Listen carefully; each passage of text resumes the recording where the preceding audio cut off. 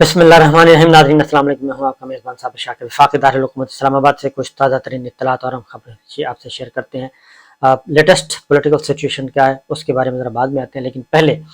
میں کچھ باتیں جو کہ اس وقت ریکارڈ پہ آ رہی ہیں. عمران خان صاحب کے جو مخالف جو تھے جرنلسٹ اور مخالف دانشور جو سمجھے جاتے تھے، اب وہ بھی یہ ڈیمانڈ کر رہے ہیں، بلکہ گواہی دے رہے ہیں کہ عمران خان صاحب صحیح تھے اور جنرل باجوہ صاحب غلط تھے. اور عمران خان صاحب نے جو الزام لگایا گیا کہ کشمیر کا سودا انہوں نے کیا اور اسرائیل سے تعلقات بنانے میں پیش تھے، کبھی ان کو یہودی ایجنٹ کہا گیا اور کبھی کچھ کہا گیا، تو اب وہ تمام حلقے اس بات پہ متفق نظر آ رہے ہیں، بلکہ گواہی دے رہے ہیں کہ عمران خان نے کشمیر کے بارے میں کچھ نہیں کیا. عمران خان کا جو رویہ تھا انڈیا ٹورڈ انڈیا بہت ہی سخت تھا اور اصولی تھا، اور خاص طور پہ 5 اگست 2019 کو جو کشمیر کا سٹیٹس تبدیل کیا، اس کے بعد عمران خان صاحب کچھ کرنا چاہتے تھے، ان کی گورنمنٹ کچھ کرنا چاہتی تھی، لیکن جنرل باجوہ نے ان کو کچھ نہیں کرنے دیا. بلکہ نہ صرف کچھ کرنے نہیں دیا، انڈیا کے ساتھ، نریندر مودی کے ساتھ پیرالل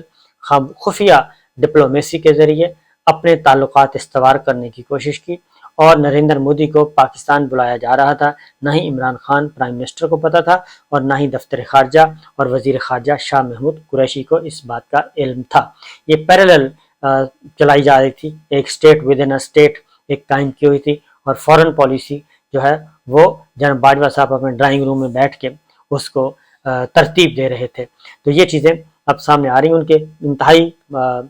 جو سمجھے جاتے ہیں کہ ملٹری لیڈرشپ کے بہت کلوز ہیں، نسیم زہرا اور حامد میر صاحب، دونوں نے اب یہ ڈیمانڈ کر دی ہے کہ اب وقت آ گیا ہے کہ باجوہ صاحب کا کورٹ مارشل ہو جانا چاہیے. اس کی ریزن یہ ہے کہ جو انڈیا کے ساتھ معاملات تھے وہ سارے کے سارے باجوہ صاحب دیکھ رہے تھے. کشمیر کا معاملہ باجوہ صاحب دیکھ رہے تھے، افغانستان پالیسی باجوہ صاحب دیکھ رہے تھے، امریکہ کے ساتھ تعلقات کیسے ہوں گے باجوہ صاحب دیکھ رہے تھے، اور اڈے دینے ہیں نہیں دینے، ایئر بیسز دینی ہے نہیں دینی، یہ باجوہ صاحب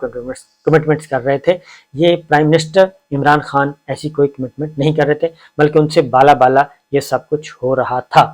تو بہرحال یہ وہ چیزیں ہیں جو کہ وقت گزرنے کے ساتھ ساتھ سامنے نکلتی ہیں، نظر آتی ہیں، اور پھر پتہ چلتا ہے کہ ہماری جو پولیٹیکل لیڈرشپ ہے وہ بالکل فارغ. اور باجوہ صاحب، اور یہ صرف باجوہ صاحب نے نہیں کیا، اس سے پہلے پرویز مشرف صاحب نے بھی یہی کام کیا تھا. ہر 15 سال بعد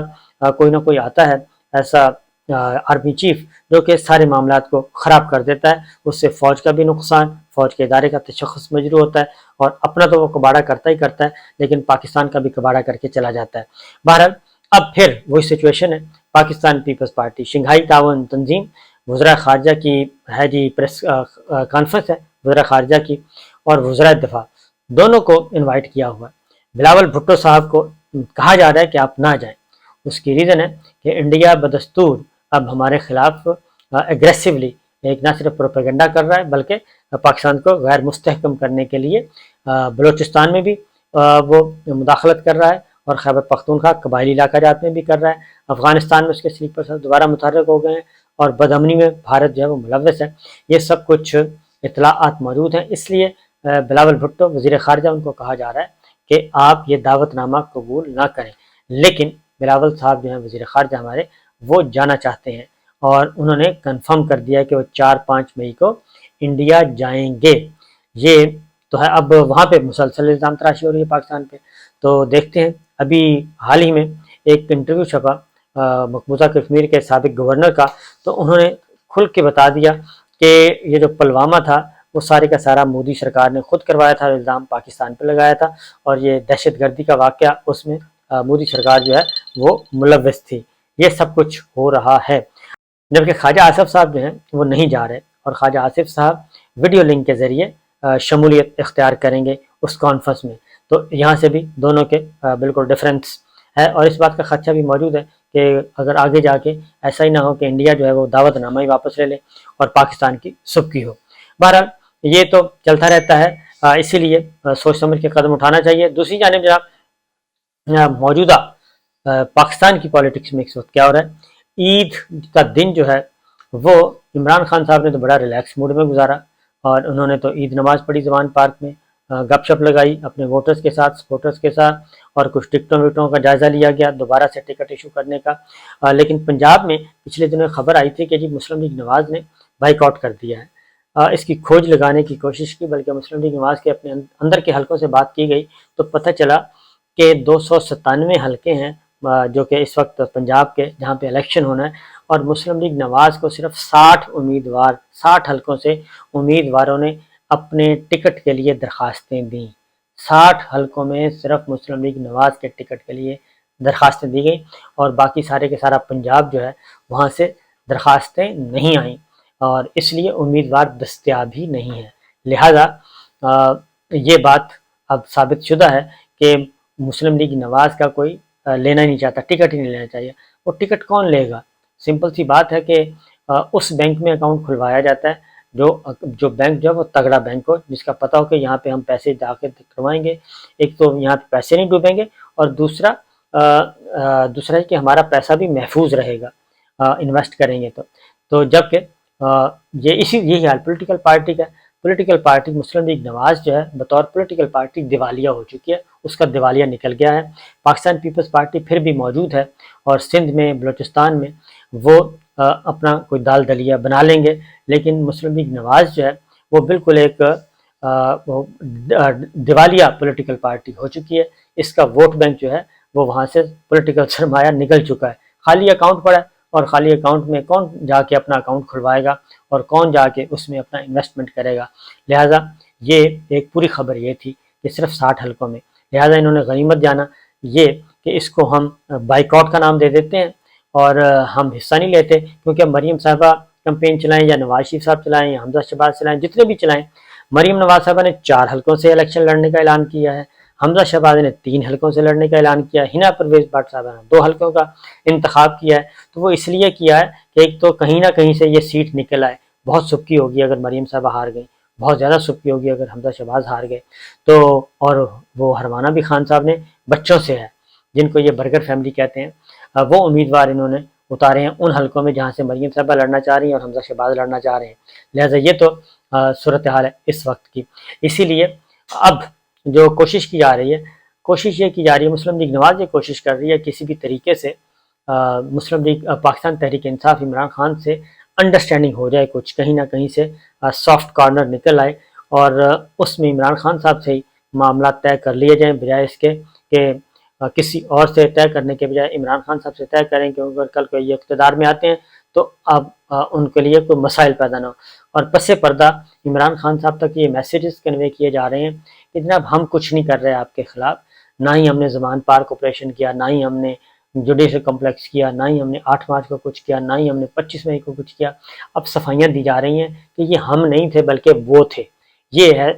اس وقت کی صورت ہے، عمران خان صاحب کو پیغام دیا جا رہا ہے، اور عمران خان صاحب کو کے ساتھ صلح کرنے کے لیے دن رات ایک کیے ہوئے ہیں۔ لیکن ظاہر ہے اتنے بھولے تو عمران خان بھی نہیں ہیں، اور نہ ہی اتنے سادہ جو ہیں یہ مسلم لیگ نواز والے ہیں، لیکن یہ کھیل چل رہا ہے۔ اب ان کے پاس کوئی اور تو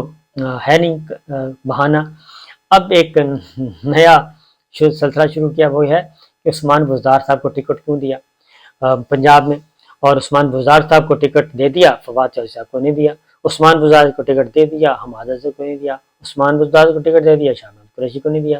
ارے بھائی، اور یہ کون کر رہا ہے؟ یہ پاکستان تحریک انصاف کا جو مخالف کیمپ ہے میڈیا میں، یہ وہ ساری باتیں کر رہے ہیں، وہ باتیں سارے کر رہے ہیں کہ ان کو ٹکٹ کیوں نہیں دیا، عثمان بزدار کو ٹکٹ کیوں دیا۔ تو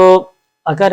یہ ان کے پاس آ گئی ہے، بھائی پارٹی ان کی، جس کو مرضی ٹکٹ دیں، جس کو مرضی نہ دیں، جس کو مرضی کس حلقے میں کھڑا کریں، جس کو مرضی نہ کریں۔ حماد اظہر نے تو واپس آ کے خود بتا دیا کہ میں نے تو اس وقت کاغذات واپس لے لیے تھے جب خان صاحب نے کہا کہ نہیں، آپ کی ضرورت ہمیں مرکز میں ہے، ہم آپ کو مرکز میں رکھیں گے، اور اکانومی کو ٹھیک کرنا ہے، آپ کے پاس ایک بیک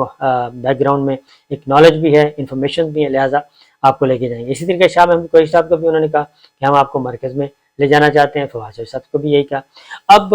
یہ عثمان بزدار ان کے پاس موضوع رہ گیا، عثمان بزدار دکھا کے اب ڈرا رہے ہیں، کس کو ڈرا رہے ہیں یہ نہیں مجھے پتا۔ تو بہرحال یہ میں آپ کو ان ایڈوانس بتا دوں کہ وزیر اعلیٰ پنجاب اس وقت عثمان بزدار صاحب نہیں ہوں گے، بلکہ کوئی اور آئے گا، اور وہ بھی سرپرائز ہوگا سب کے لیے، کیونکہ اب عمران خان صاحب جو ہیں کوئی ایسی غلطی نہیں کریں گے جو ماضی میں انہوں نے کی ہے۔